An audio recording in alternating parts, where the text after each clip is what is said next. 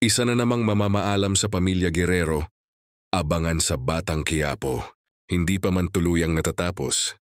Ang usapin tungkol sa burol sa mansyon ng mga Guerrero. Heto at may bago na namang pasabog sa FPJ's Batang Quiapo. Usap-usapan ngayon na may isa na namang karakter na magpapaalam sa makapangyarihang pamilya.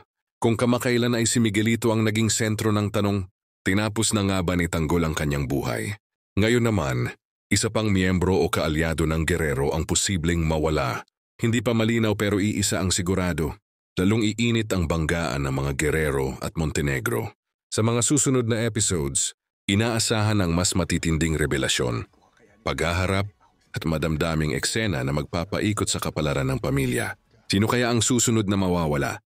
At ano ang magiging epekto nito sa tunggalian nila ni Tanggol? Samantala, ang mga sunod-sunod na pamamaalam ay tila nagsisilbing daan para sa mas malalaking eksena at mas malalalim na laban ng mga pangunahing karakter.